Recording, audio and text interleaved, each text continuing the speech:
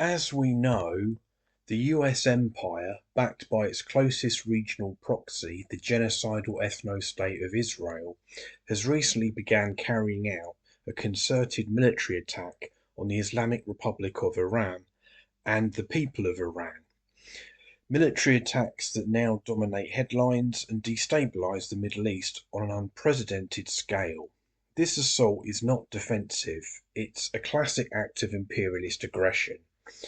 A powerful hegemonic state projecting military force to dominate a strategic region, impose its will, and reshape geopolitical orders in service of capital, resource control, and political supremacy.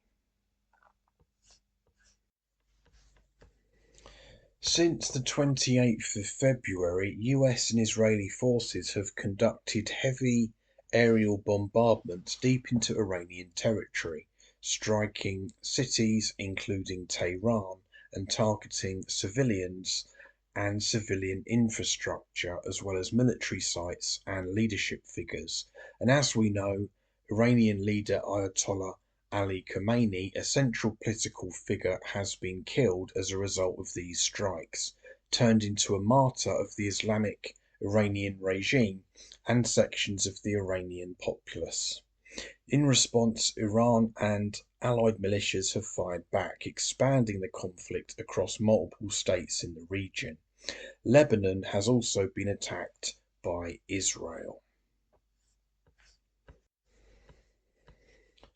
This spiralling war has already claimed hundreds of civilian lives, with countless more wounded, and has drawn international condemnation from major states, including Russia and China, which have decried the attacks as acts of unprovoked aggression and brazen militarism.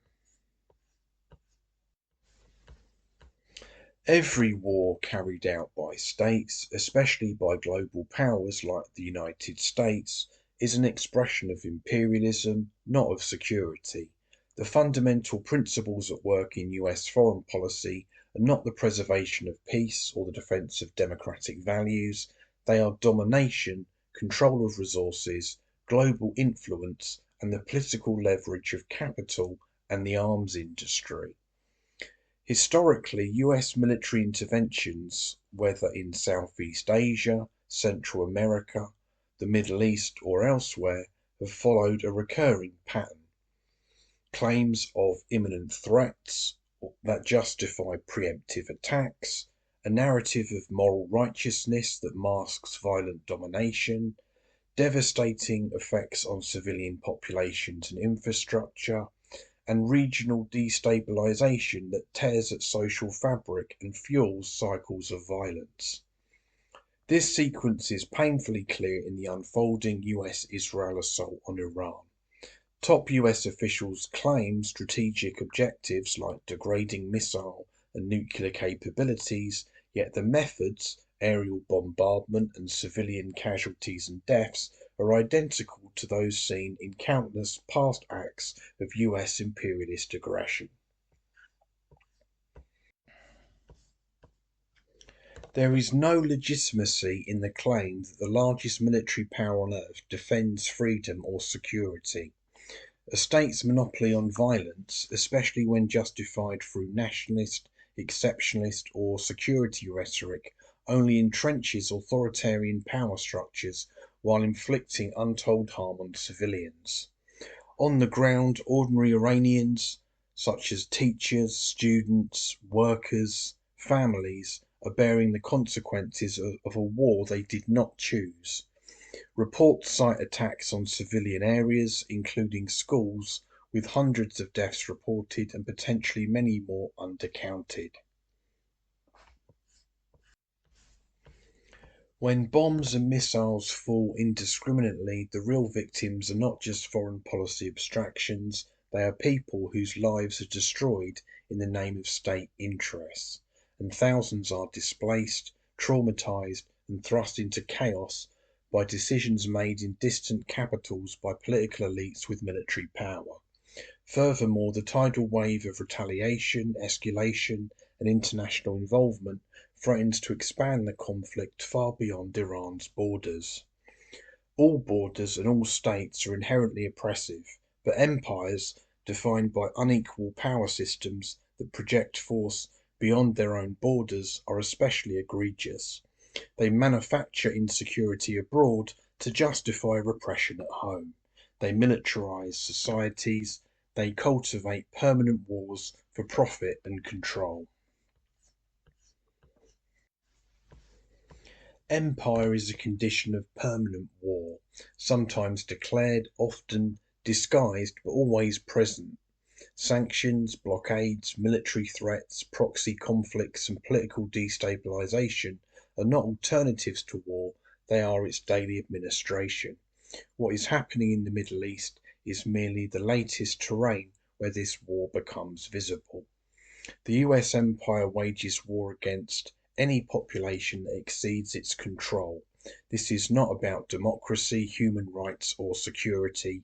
It is about enforcing obedience in a world the empire insists on managing. However, we can defend people in Iran, but we should not defend the state of Iran, but recognize it as another apparatus of domination, another structure that governs through scarcity, repression, and command. The conflict between the US empire and Iran is not a struggle between freedom and tyranny, but between two forms of authority competing for control over people, resources, and territory.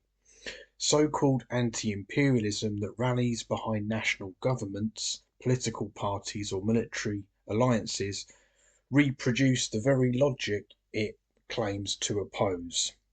To defend the Iranian theocracy in the name of resistance is to mistake authority for rebellion. Real antagonism also does not pass through ministries, diplomats, or generals.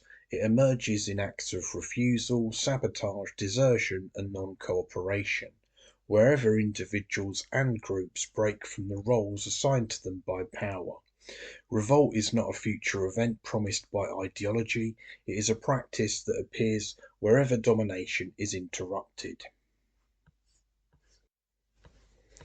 The concept of national sovereignty itself needs to be rejected. National sovereignty is the legal fiction that grants states the exclusive right to dominate within borders.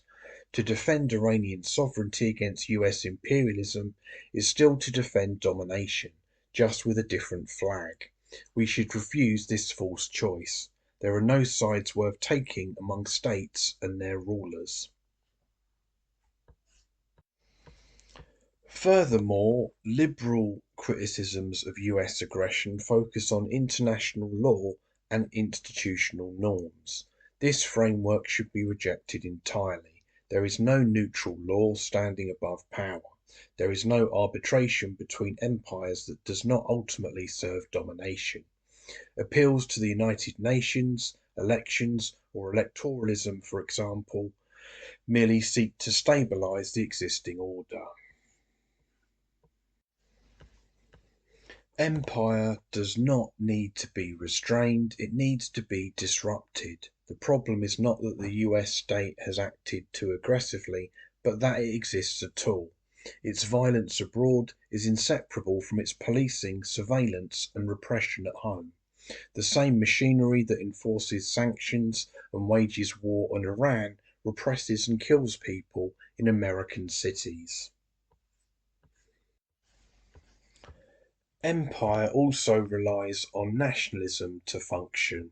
US citizens, for example, are encouraged to identify with the actions of their government, to see imperial violence as an extension of themselves, and to accept moral responsibility only selectively. This identification discourages dissent and transforms skepticism into betrayal. We refuse this identification. We do not accept guilt for the crimes of the state, nor do we accept pride in its power.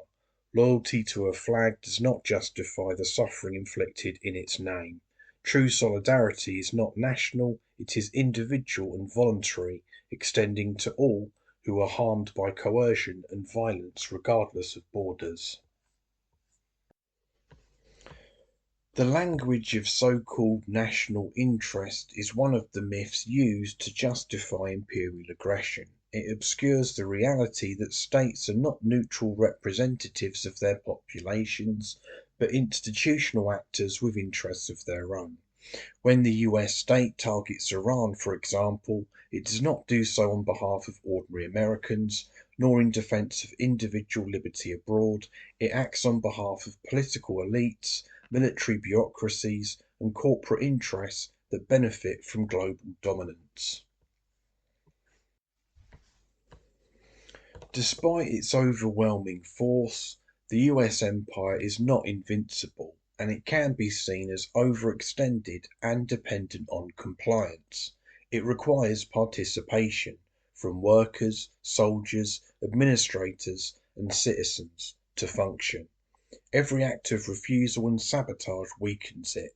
We should not romanticize collapse, nor do we predict a final victory. We recognize instead that power is never total and control is never complete. The unprovoked US assault on Iran, carried out in coordination with Israel and with the help of other states such as the UK, is not a legitimate act of defence but a vile act of imperial violence. It reaffirms a long history of domination that is rooted in exploitation, fear, and power. The only ethical response is firm opposition and revolt against all imperial wars and solidarity with those who bear the brunt of imperialism.